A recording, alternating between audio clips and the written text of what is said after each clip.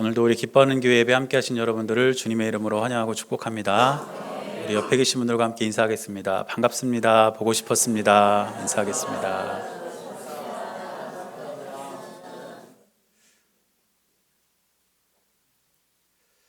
네, 여전히 지금 코로나 바이러스 때문에 좀 우리나라가 좀 뒤숭숭한데 여러분 가정에 늘 하나님께서 주시는 건강의 축복에 함께 하시길 바랍니다. 제가 이틀 전에 이발하려고 미용실 갔어요. 갔더니 이제 이발하시는 분이 그 얘기 하시더라고요. 코로나 바이러스 때문에 뭐 어떻다 저떻다 뭐 이런 얘기 쭉 하시다가 제 얼굴 이렇게 보더니 뭐라 하시냐면 혹시 중국 사람이세요? 그러시는 거예요. 그럼 제가 중국 사람처럼 생겼나요? 아니죠? 그래서 제가 유창한 한국말로 아니요, 한국 사람이에요 그랬어요. 그리고 와서 집에 와가지고 거울을 계속 보는데 내가 중국 사람처럼 생겼나. 그러면서 제가 내가 한마디를 더 했어야 되는데 이런 생각이 들더라고요. 뭐라고 해야 되냐면 저는 한국 사람이고 그리스도인입니다. 우리가 얼굴에서 그 사람의 국적도 어느 정도 보이나 봐요. 그런데 저는 저와 여러분들의 얼굴 속에서 예수님의 모습도 보이기를 바랍니다. 그래서 우리가 가는 곳마다 저 사람은 교회 다니는 사람 같다. 저 사람은 정말 예수님 믿는 사람 같다. 이러한 은혜가 여러분들의 삶 가운데 있게 되시기를 바랍니다. 오늘 복음의 물들다 5번째 시간인데 우리 지난 4주간 우리가 어떤 말씀 나눴는지 잠깐 좀 돌아보기를 원합니다. 가장 먼저 우리가 나눴던 말씀이 사랑의 시작. 죄가 임한 그 자리에서 하나님의 사랑이 시작되었다. 이렇게 말씀드렸고 그 사랑이 결국은 복음으로 이 땅에 오게 된 것이다. 이런 말씀으로 복음에 물들다 이 설교의 처음 시작을 했습니다. 그런데 그런 하나님의 사랑에도 불구하고 인간은 하나님께 더욱더 가까이 온 것이 아니라 오히려 점점 더 멀어져 갔다는 것이죠. 그래서 두 번째로 우리가 나눴던 말씀이 멀어진 인간, 멀어진 인간에 대해서 나눴고 그 다음 세 번째 주에 우리가 나눴던 말씀은 그렇게 멀어진 인간을 하나님께서 그냥 버려두지 않고 구원하시기 위해서 철저한 구원 계획을 세우셨고 그 구원 계획이 가장 극명하게 드러나 있는 본문 중에 하나가 출애굽 사건이다. 그 말씀을 드리면서 출애굽 사건 안에 들어있는 구원의 원리에 대해서 함께 또 살펴봤습니다. 그런 다음에 지난주에 우리가 살펴본 내용이 바로 그러한 하나님의 계획을 실제적으로 이루시기 위해서 위대한 결정을 하셨는데 그 위대한 결정이 무엇이냐면 바로 예수님을 이 땅에 보내시겠다는 것입니다. 그리고 예수님이 이 땅에 오셔서 우리를 향한 구원을 이루셨다는 것이죠. 그런데 그렇게 예수님께서 우리에게 오셔서 우리를 구원해 주시는 방법은 다름 아닌 예수님의 십자가였습니다. 그래서 오늘 우리가 우리를 대신해서 지신 그 예수님의 십자가를 함께 살펴보고자 하는데 이 십자가는 여러분들이 이미 잘 아시는 것처럼 로마 시대의 사형틀입니다. 그래서 어떤 학자는 이 십자가에 대해서 어떻게 이야기했냐면 인류가 고안해낸 가장 잔인한 사형도구다. 이렇게 표현합니다. 그러니까 십자가는 사람을 그냥 죽이는 것도 아니고 속된 말로 사람을 말려 죽일 정도로 고통스럽고 치욕스럽게 그렇게 처형하는 것이 바로 십자가였다는 것입니다. 그런데 어떻게 이렇게 끔찍한 사형틀인 십자가가 우리 기독교의 상징이 되었을까요? 어떤 종교든지 간에 종교에는 다 상징들이 있습니다. 그런데 그 종교의 상징을 이렇게 들여다보면 하나같이 어떠한 진취적이고 또 다른 것들을 이렇게 쟁취하려는 진보적인 이미지를 가지고 있거나 아니면 아름답게 포장되어 있는 그런 이미지들이 많이 있습니다. 예를 들면 불교의 상징이 뭘까요? 불교의 상징은 연꽃입니다. 연꽃. 그래서 우리가 그 부처님 오신 날 보면 연등을 다 달죠. 그래서 불교의 상징은 연꽃이에요. 그 연꽃이 진흙 속에서 이렇게 피어나지 않습니까? 그런 것들을 불교에서는 어떤 종교적인 이미지를 담아서 진흙 속에서 고난 속에서 아름답게 피어나는 그러한 연꽃을 그들의 상징으로 삼는다는 것이죠. 또 요즘에 중동에서 문제가 되고 있는 이슬람의 상징은 초승달입니다. 초승달은 그 달이라는 의미 자체가 밤을 지배하는 것 아닙니까? 어둠을 지배하는 어떤 존재, 이런 아주 진취적인 그러한 상징을 사용하고 있고 또 유대교는 여러분들이 이스라엘 국기를 보시면 다윗의 별이라고 이야기하는 삼각형 두 개를 이렇게 거꾸로 겹쳐놓은 그 다윗의 별이 있습니다. 이 다윗의 별의 의미는 승리의 뜻이 있습니다. 승리. 이처럼 세계의 어떤 종교를 막론하고 자신들의 종교를 상징하는 어떤 이미지를 사용할 때는 항상 이렇게 좋은 쪽으로, 그리고 사람들에게 어필하기 쉬운 쪽으로 이미지를 그렇게 만든다는 것이죠. 그런데 우리 기독교는 정말 치욕스러운 이 십자가를 우리 종교의 상징으로 삼고 있다는 것입니다. 왜 우리 기독교만큼 이렇게 많은 사람들이 믿고 있는 종교가 십자가를, 이 사형틀을 우리가 기독교 종교의 상징으로 삼고 있는 것이겠습니까?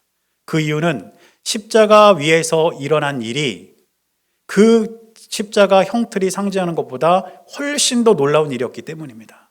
그 위에서 일어난 일이 수많은 사람들의 생명을 살렸고 수많은 사람들의 삶을 가치 있게 만들었기 때문에 십자가는 결국 우리 기독교를 상징하는 아주 위대한 이미지가 되었다는 것입니다. 그래서 십자가는 우리 주위에서도 쉽게 찾아볼 수 있는 상징이 되었습니다. 여러분들 혹시 십자가 목걸이 하고 계시는 분 계신가요? 또 귀걸이를 하시는 분들 계실 거예요.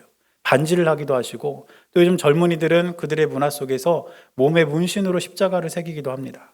이처럼 십자가는 많은 사람들에게 공유되고 있는 아주 보편적인 그런 상징이 되었습니다.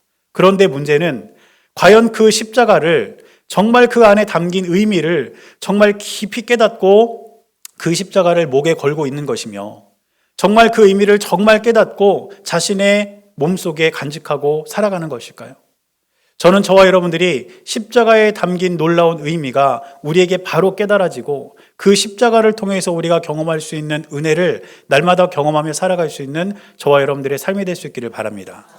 그래서 예수 그리스도의 십자가는 모든 사람들에게 공평하게 주어졌지만 그 십자가를 바라보면서 내가 그 십자가를 어떻게 받아들이냐에 따라서 그 십자가를 멸시하고 무시하는 사람은 결국 십자가가 제시하는 길과는 정반대된 길로 걸어갈 수밖에 없는 것이고, 그 십자가를 붙들고 하나님을 바라보는 사람은 영원한 생명을 가지고 하나님의 능력을 가지고 살아가게 된다는 것입니다. 그래서 사도 바울은 복음의 핵심인 이 십자가에 대해서 어떻게 기록했냐면, 십자가의 도가 멸망하는 자들에게는 미련한 것이요 구원을 받는 우리에게는 하나님의 능력이라, 이렇게 기록합니다. 저는 저와 여러분들에게 주어진 십자가가 하나님의 능력이 될 수 있기를 바랍니다. 그 십자가를 붙들고 오늘도 우리를 구원하신 예수 그리스도를 믿음으로 바라보는 은혜가 우리 모두에게 있게 되시기를 주님의 이름으로 간절히 축원합니다. 그러면 예수님께서 우리 대신 지신 이 십자가는 과연 무슨 십자가였을까요? 첫째는 이 십자가는 구원을 이루어낸 십자가였습니다.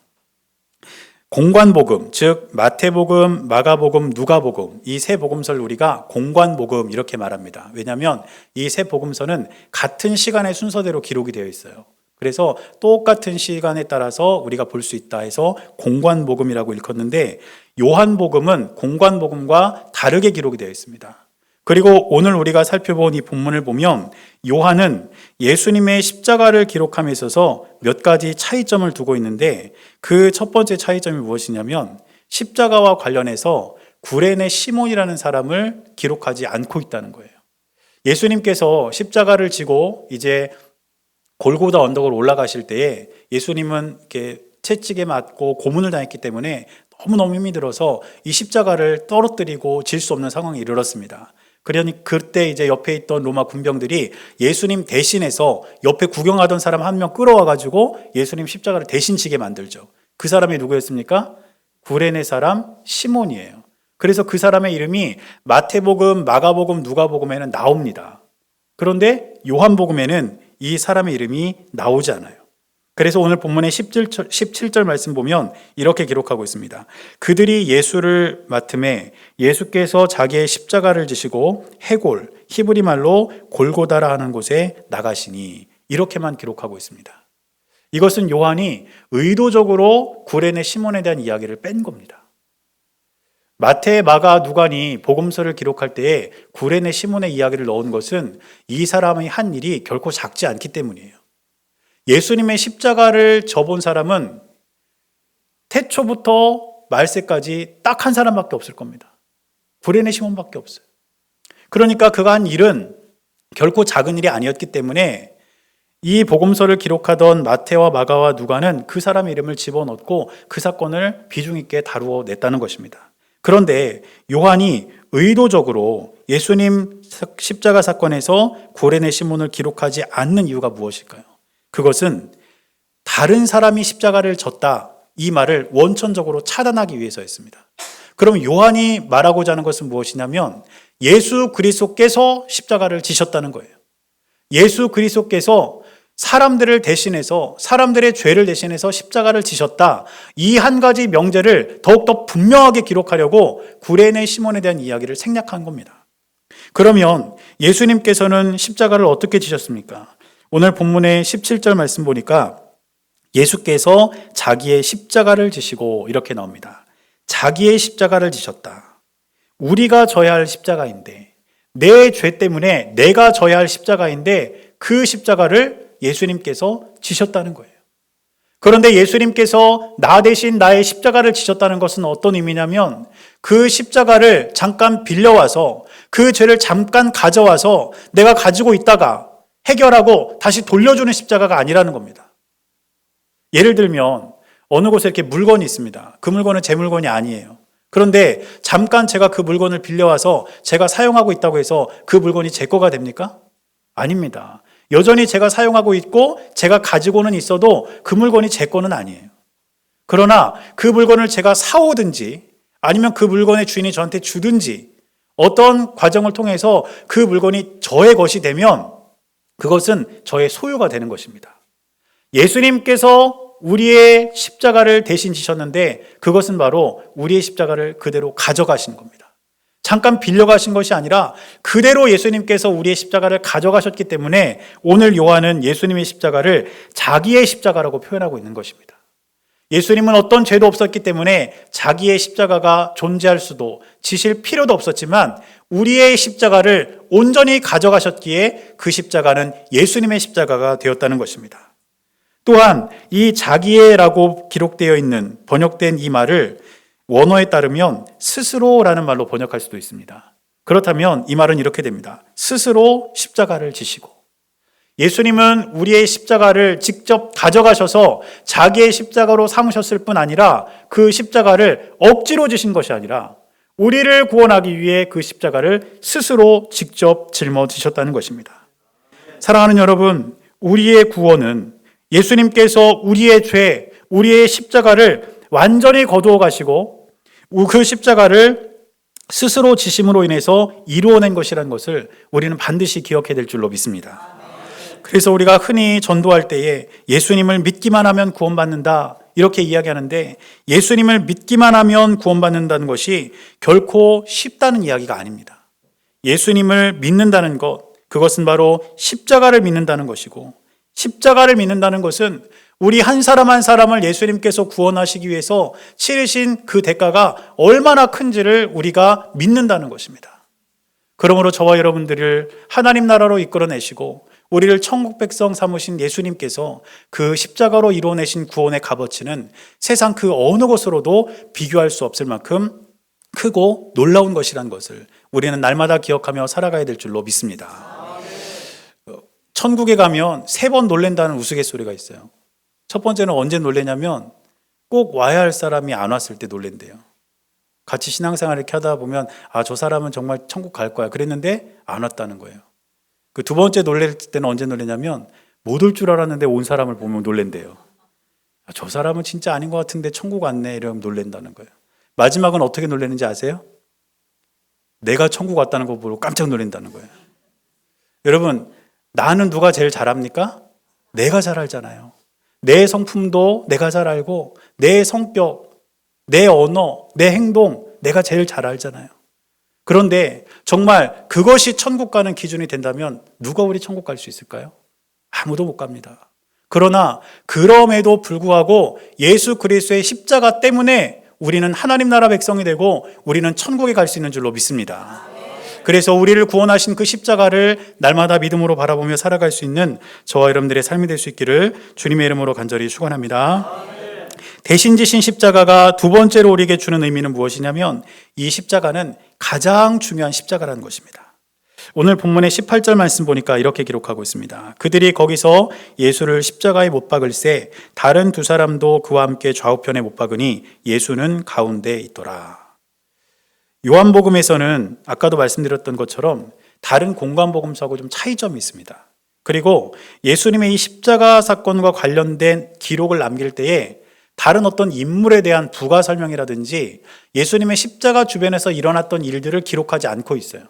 예를 들면 아까도 말씀드렸던 것처럼 구레네 시몬이 등장하지 않습니다. 그리고 또 예수님과 함께 십자가에 달린 좌우편에 있던 그 사람들에 대한 기록도 요한복음에는 나와 있잖아요. 단지 그냥 옆에 있었다는 거예요. 그런데 마태와 마가는 이 사람들을 뭐라고 지칭하냐면 강도라 이렇게 말합니다. 이 사람들은 강도라는 거예요. 또 누가복음에서 누가는 이 사람들을 어떻게 표현하고 기록하냐면 행악자 이렇게 표현합니다. 그러니까 예수님과 함께 십자가 달렸던 그 사람들이 어떤 존재인지를 밝히고 있다는 거예요. 공관복음에서는. 그런데 요한복음에서는 밝히고 있지 않습니다. 또 십자가 주변에 있던 사람들의 반응도 요한은 기록하지 않고 있어요. 마태와 마가를 보면 그 주변에 있던 사람들이 예수님을 조롱하는 그 이야기를 기록해 놨습니다. 십자가에 달리신 예수님을 바라보면서 네가 하나님 아들이라며 내려와 봐라. 우리를 구원해 봐라. 이러면서 조롱하는 이야기들이 기록이 되어 있는데 요한복음에는 없습니다. 또 누가복음에도 보면 좌우편에 함께 십자가 달렸던 행악자들의 말도 기록되어 있습니다. 한 사람이 예수님을 향해서 당신이 메시아라며 우리 구원해 줘. 그러니까 또 옆에 있는 사람이 네가 지금 그런 말할 자격이 있냐? 뭐 이러면서 둘이 또 막 얘기를 해요. 그런 내용들이 기록이 되어 있는데 요한만큼은 그런 기록이 전혀 없다는 거예요. 요한은 공관복음서의 내용을 알고 있었을 겁니다. 왜냐하면 사복음서 중에 요한복음이 가장 늦게 쓰인 복음서예요. 그리고 요한은 예수님의 그 일대기를 누구보다 잘 알고 있는 사람 아니었습니까? 그러니까 아마 이 이야기를 모르지 않았을 거예요. 그런데 예수님의 십자가 사건을 누구보다 잘 알고 있었고 이미 공관복음의 내용도 알고 있었을 것으로 추정되던 이 요한이 그 이야기를 다 빼버렸다는 것이 무엇을 의미하냐면 요한의 모든 관심은 오로지 십자가에만 집중되어 있었다는 것입니다. 다른 건 중요하지 않다는 거예요. 오직 예수님의 십자가가 가장 중요하다. 이 사건에 있어서 예수님이 이 땅에 오셔서 이뤄내신 이 모든 일에 있어서 가장 중요한 것은 오직 십자가밖에 없기 때문에 그리스도의 복음을 전하는 기록을 남김에 있어서 가장 중요한 것 예수 그리스도의 십자가를 돋보이게 하기 위해 다른 기록을 의도적으로 기록하지 않았다는 것입니다. 사랑하는 여러분, 사도 요한이 복음서를 기록하면서 예수님의 십자가가 가장 중요하기에 나머지 곁가지들을 다 쳐냈다면 우리의 삶에 있어서도 우리가 믿고 붙들고 있는 십자가만이 가장 중요하다는 사실을 기억하시기를 바랍니다. 다른 것들이 우리의 삶과 신앙에서 십자가의 흔적을 흐리게 해서는 안 됩니다. 다른 일들이 우리의 삶과 신앙에 있어서 우리의 십자가의 흔적을 지워서는 안 된다는 것입니다. 우리의 삶과 신앙에 있어서는 십자가만이 선명하게 드러나야 하고 그 십자가를 바라보는 우리들의 믿음은 어떤 상황에서도 꺾이지 말아야 됩니다. 이 은혜가 우리에게 있기를 바랍니다. 제가 오랫동안 교회 학교를 이렇게 함께 사역을 하면서 몇 가지 이렇게 일들이 있었는데 그 중에 하나가 뭐냐면 학년이 점점 올라갈수록 아이들이 안 나온다는 거예요. 초등학교 때 잘 나오던 애들이 중학교 올라가면 안 나옵니다. 또 중학교에서 고등학교 올라갈 때 안 나오고 고등학교에서 대학교 올라갈 때 또 안 나와요. 왜 그럴까? 곰곰이 생각해 봤어요. 그런데 교회 학교가 점점 위로 올라갈수록 아이들이 교회를 떠나는 이유는 무엇이냐면 십자가보다 중요한 것이 생긴다는 거예요. 점점. 어렸을 때는요, 교회에서 가르쳐 주는 것을 아이들이요, 스펀지처럼 막 흡수해요. 저도 저희 아이 이제 유치부 보내고 교회 학교 이렇게 보내고 그러면요, 저를 깜짝깜짝 놀래킬 정도로 이 아이가 예수님의 복음을 이렇게 막 흡수할 때가 있어요. 4살인가 됐을 때, 3살인가, 4살이었던 것 같아요. 4살인데 갑자기 저한테 와서 그러는 거예요. 아빠, 예수님이 우리를 위해 십자가에 달려 돌아가셨대. 그리고 사흘 만에 부활하셨대. 저한테 그러는 거예요. 뜬금없이. 4살짜리가. 엄청난 신앙 고백 아닙니까? 괜히 마음이 뭉클해지더라고요. 그래서 그래, 그럼 사흘은 며칠이야? 그랬더니 한 27일 되나? 그러더라고요. 개념도 몰라요. 사흘이 며칠인지. 근데 예수님이 나를 위해 십자가에 돌아가셨고 사흘 만에 부활하셨다. 이 신앙을 그대로 다 받아들이는 거예요. 그런데 이렇게 크던 아이가 이제 중학교 올라가게 되면 십자가보다 중요한 게 하나씩 생겨요. 제가 보니까 중학교 올라가면요, 친구가 많이 생기더라고요, 친구. 그럼 이제 친구 따라 강남 간다고 친구 따라 교회 떠나는 거예요. 또 고등학교 올라가면 또 뭐가 생기는지 아세요? 공부입니다, 공부. 이제 공부 때문에 이제 잠깐 밀어놓는 거예요. 대학 간 다음에 교회 가겠다. 근데 대학 간 다음에 교회 온 사람 그렇게 많이 못 본 것 같아요. 또 대학 가면 뭐가 생기는지 아세요? 취업. 네, 취업. 또 남자친구, 여자친구도 생기고 이러면서 더 교회 십자가보다 중요한 게 또 생기더라고요. 그리고 나서는 돈을 벌어야 되니까 또 열심히 일을 해야 되니까 그리고 나서는 또 이제 돈을 벌었으면 놀러 가야 되니까 또 여행도 가고 이러면서 조금씩 십자가보다 더 중요한 게 생기니까 교회를 떠나갈 수밖에 없는 거 아닙니까? 저는 저와 여러분들의 삶에서 십자가보다 더 중요한 게 없게 되기를 바랍니다. 필요 없다는 게 아니에요. 친구도 필요하고 열심히 일하는 것도 필요하고 여행도 가야죠. 그러나 그것이 십자가보다 우선순위가 되어서는 안 된다는 것입니다. 교회 안에서도 마찬가지입니다. 우리의 신앙에 있어서도 가장 중요한 것은 십자가가 되어야 합니다. 여러분들이 교회 와서 예배 드릴 때 십자가를 바라보고 기도하고 십자가를 바라보고 찬송하고 십자가를 바라보고 자랑하고 십자가를 증거하고 이러면서 우리 예배를 드려야 되죠. 그런데 우리가 교회 와서 예배 드리고 서로 교제하는 이 한두 시간, 이 시간 속에서 십자가는 온데간데 없고 밥이 우선 맛있고 오랜만에 얼굴 보니까 반갑고 지난주에 봤던 영화가 재밌고 엊그저께 먹었던 식당이 맛있고 이런 것만 실컷 얘기하다 돌아가면 아무것도 남지 않아요. 그러나 우리 기뻐하는 교회만큼은 이 모든 것보다 십자가가 우선된 교회가 될 수 있기를 바랍니다.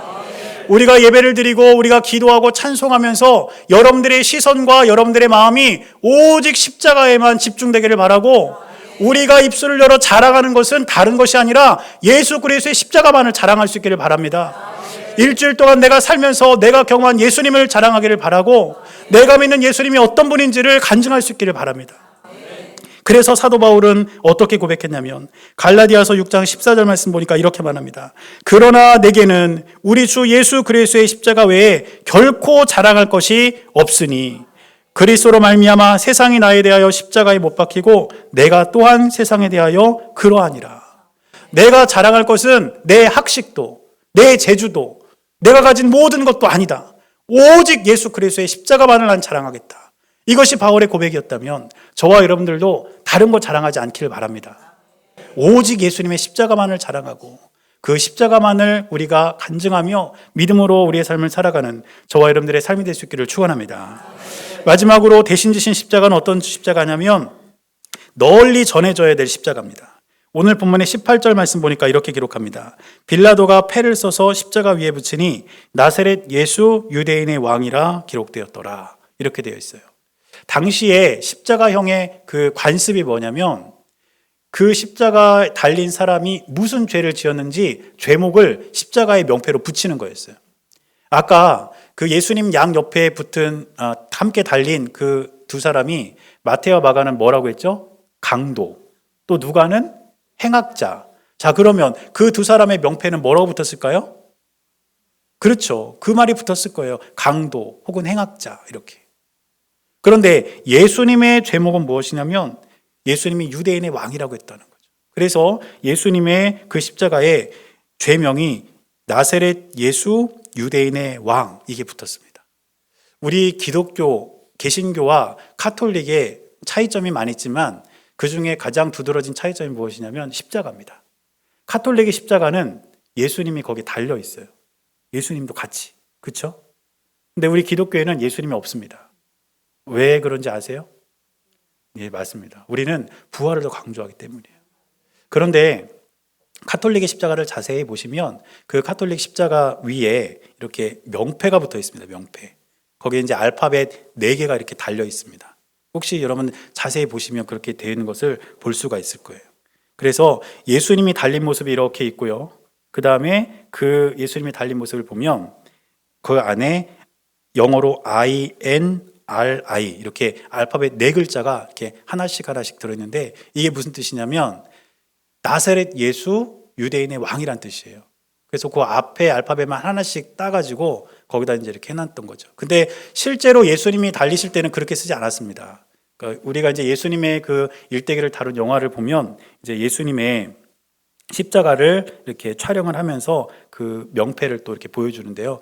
여러분 보이시나요? 여기 지금 위에 두 줄이 라틴어로 쓰여진 그런 예수님의 죄목. 나사렛 예수, 유대인의 왕이란 뜻이고요. 밑에 있는 것이 이제 밑에 있는 한 줄이 히브리어로 쓰여진 내용입니다. 그 당시에 히브리어와 같은 계열에 있었던 아람어 그런 언어로 이제 쓰여진 건데 이런 식으로 이제 예수님 당시에는 명패, 죄패를 썼다는 것이죠. 그런데 20절 말씀 보니까 이렇게 기록되어 있습니다. 예수께서 못 박히신 곳이 성에서 가까운 고로 많은 유대인이 이 패를 읽는데 히브리와 로마와 헬라 말로 기록되었더라. 그러니까 예수님의 죄목이 한 가지 언어로 기록된 게 아니라는 거예요. 자, 첫 번째로 히브리어는 유대인들이 사용하던 언어였습니다. 히브리어. 그러니까 예수님을 직접 잡아 죽이라고 막 소리치던 그 유대인들이 그걸 볼 수 있었다는 것이죠. 두 번째, 로마 말. 이 로마는 라틴어인데요. 이 로마는 그 당시 유대 지역을 다스리고 있었던 로마 사람들, 그 사람들의 언어로 기록되어 있다는 거예요. 그리고 세 번째, 헬라 말. 이 헬라어는 당시에 국제적으로 쓰여지던 언어였습니다. 그러니까 다른 곳에서 왔던 사람들이 이걸 보고 아, 저 사람이 유대인의 왕이라고 해서 죽는구나 이걸 봤다는 것이죠. 그런데 며칠 있다가 엄청난 일이 벌어지죠. 무슨 일이 벌어집니까? 예수님께서 부활하시고 그 부활을 목격했던 사람들, 그 부활을 바라보고 예수님을 만났던 제자들이 급진적으로 복음을 전하기 시작했어요. 그 복음을 전할 때에 유대인들도 헬라인들도 로마인들도 뭘 기억했을까요? 얼마 전에 봤던 예수님의 죄패, 그리고 그걸 본 사람에게 들었던 예수님의 죄명, 그것을 그 사람들이 들었을 거란 말이죠.